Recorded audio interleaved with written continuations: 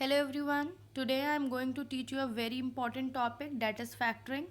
Basically this video is an extended part of my previous videos which are related to the concept of sources of business finance. Till now you have read about numerous sources by which a company can raise finance, and in this particular video you will learn about what is factoring, what are the different types of factoring, and what is the merit and demerit of raising funds with this particular method. Okay, so start करते हैं factoring क्या होती है. So factoring is a financial service which is designed to help the companies in managing the debtors and receivables in a better way.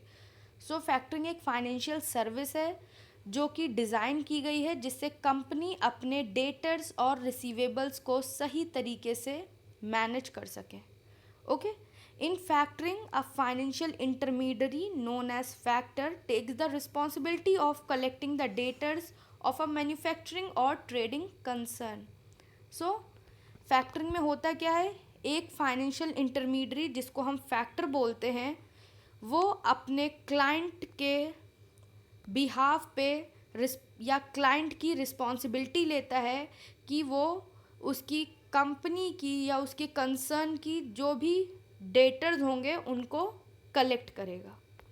Okay, so factoring एक financial arrangement होता है किसके बीच में, फैक्टर और क्लाइंट के बीच में, जिसमें क्लाइंट जो है वो जिसमें फैक्टर जो है वो सारी रिस्पॉन्सिबिलिटी लेता है क्लाइंट के डेटर्स को कलेक्ट करने की.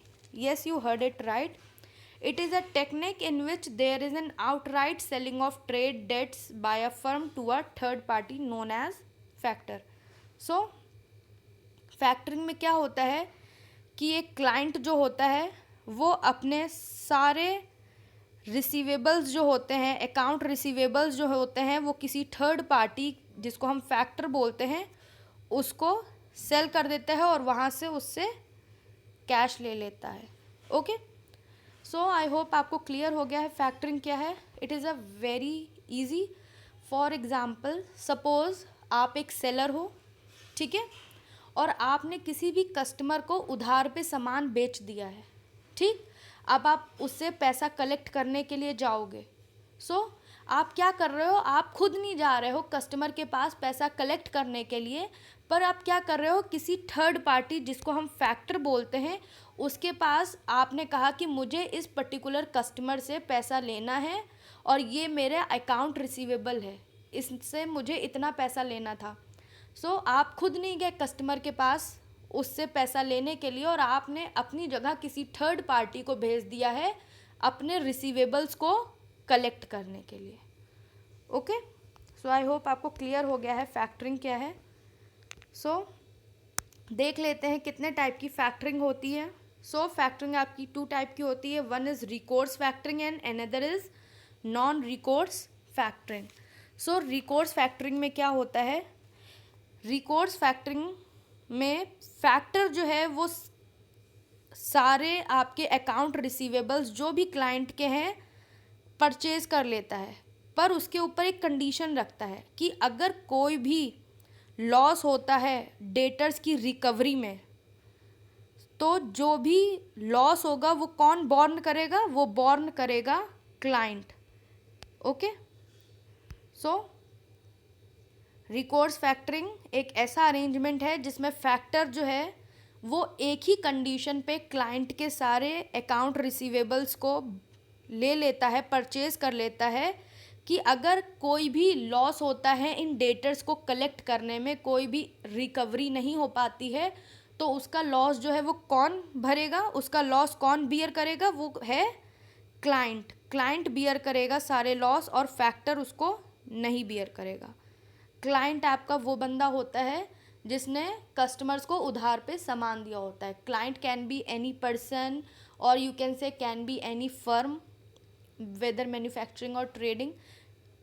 क्लाइंट आपका एक सेलर होता है. ओके, सो आई होप आपको क्लियर हो गया है रिकोर्स फैक्टरिंग क्या है. अब देख लेते हैं नॉन रिकोर्स फैक्टरिंग क्या है.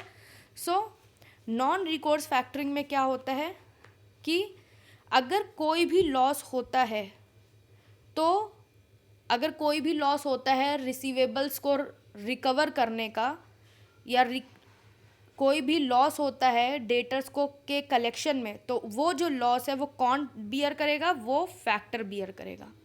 यहाँ पे रिकोर्स में कौन बियर कर रहा था सारा लॉस? क्लाइंट बियर कर रहा था, सेलर बियर कर रहा था। बट नॉन रिकोर्स फैक्टरिंग में क्या होता है, अगर कोई भी लॉस होता है डेटर्स की रिकवरी में या रिसीवेबल्स की रिकवरी में और रिकवरी पूरी नहीं हो पाती है, तो जो भी लॉस है वो कौन बियर करेगा? वो फैक्टर बियर करेगा। सपोज आपने किसी को उधार पे सामान बेचा है 10,000 रुपीज़ का, और आपने फैक्टर से कहा है कि इस पर्सन से 10,000 रुपीज़ कलेक्ट कर दो। सो अगर फैक्टर जो है वो रुपी कलेक्ट नहीं कर पाता है आपके बिहाफ पे कस्टमर से, सो जो भी अगर लॉस होगा ये 10,000 रुपीज़ का, वो कौन बियर करेगा? फैक्टर अपनी जेब से आपको 10,000 रुपये देगा। ओके, इसको बोलते हैं नॉन रिकोर्स फैक्टरिंग।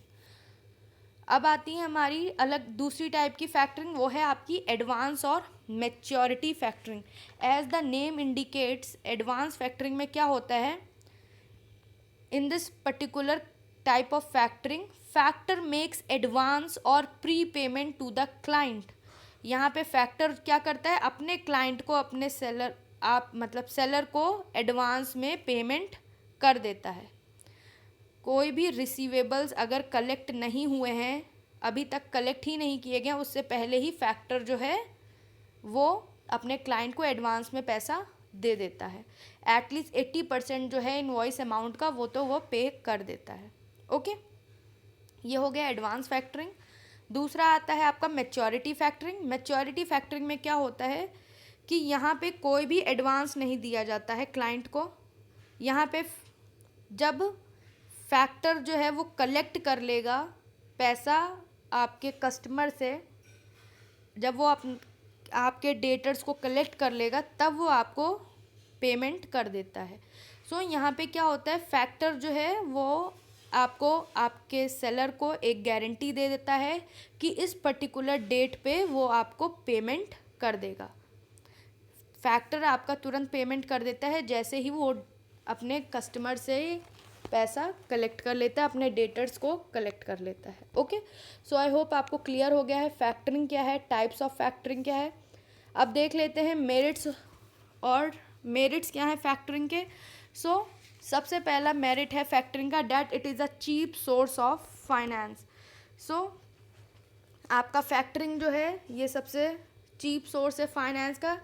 इसमें आपको कुछ नहीं करना होता है, उधार पे सामान दे देना होता है अपने कस्टमर्स को, और आपके बिहाफ पे कोई थर्ड पार्टी जिसको हम फैक्टर कहते हैं वो आपके बिहाफ पे आपके अकाउंट रिसीवेबल्स कलेक्ट करता है, और इसके लिए क्या, वो इसके लिए आपसे कुछ कमीशन लेता है। ओके, दूसरा आपका मेरिट है, it create no charge on the firm's asset.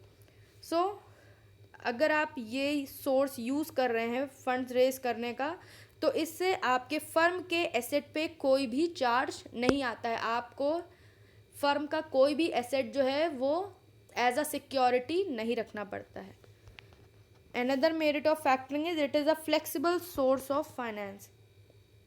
सी, आपका फैक्टरिंग जो है वो फ्लेक्सिबल सोर्स ऑफ फाइनेंस है because it ensures a definite cash inflow from the credit sales. जब आप उधार पे सेल करते हो तो आपके पास डेफिनेट कैश इनफ्लो आ ही जाता है, चाहे वो फैक्टर आपको दे एडवांस में ही, चाहे वो फैक्टर आपको बाद में पैसा रिकवर करके आपके डेटर से पैसा रिकवर करके दे। So it provides protection to the firm against the bad debt losses also. Okay, another merit of factoring is client can concentrate on other functional areas of business. So as I already told you कि आपके behalf पे factor जो है वो customer से पैसा collect कर रहा है, डेटर्स और अकाउंट रिसीवेबल्स कलेक्ट कर रहा है। सो आप क्या कर सकते हो, आप जो है अपना कंसंट्रेशन बिजनेस के दूसरे फंक्शनल एरियाज में लगा सकते हो। So the responsibility of credit control taken over by the factor, it enables the client to concentrate on other functional areas of business. Okay. Another merit of factoring is it ensures regular cash flow in cash. So Factoring ensures regular cash flow in the business as this helps the client to promptly meet the liabilities as and when they arise. So factoring की help से आपके business में regular cash flow रहता है, inflow और outflow रहता है cash का, और इससे क्या होता है, क्लाइंट जो कि आपका सेलर है वो अपनी लाइबिलिटीज़ को प्रॉम्प्टली मीट आउट कर लेता है उसको जब ज़रूरत होती है. Okay, so these are the merits of factoring. अब देख लेते हैं what are the limitations of factoring और demerits of factoring. So factoring जो है वो आपका वेरी एक्सपेंसिव सोर्स है शॉर्ट टर्म क्रेडिट का. So this source is considered to be very expensive when the number of invoices are large in number and the amount is very small. So जब आपके invoices तो बहुत ज़्यादा हैं but हर एक invoice में particular amount जो है वो बहुत स्मॉल है, तो ये सबसे expensive source of short term credit का हो जाता है. Okay, another demerit of factoring is that customer may not feel comfortable in dealing with the factor. सो ऐसा कभी हो जाता है कि कस्टमर आपकी फैक्टर को जानता नहीं होता है, थर्ड पार्टी को जानता नहीं होता है जिसके थ्रू कस्टमर के पास पैसा लेने भेजा गया होता है. सो कस्टमर जो है वो अनकंफर्टेबल फील करते हैं फैक्टर से डील करते टाइम. सो ये भी डीमेरिट होता है फैक्टरिंग का. Another demerit of factoring is that they advance finance at higher rate of interest. So factor mostly advance finance at a higher rate of interest as compared to the usual rate of interest. So आपके जो factor हैं वो आपका interest rate जो है उनका वो high होता है, इसीलिए कॉस्ट ऑफ फैक्टरिंग भी ज़्यादा आती है. Okay, another demerit of factoring is that it serves as a sign of financial weakness. So जब आप फैक्टरिंग का यूज़ करते हैं ये as a sign of financial weakness show करता है, आपकी कंपनी जो है वो फाइनेंशियली साउंड नहीं है, ऐसा शो करता है जब आप फैक्टरिंग के थ्रू फाइनेंस रेज करते हैं.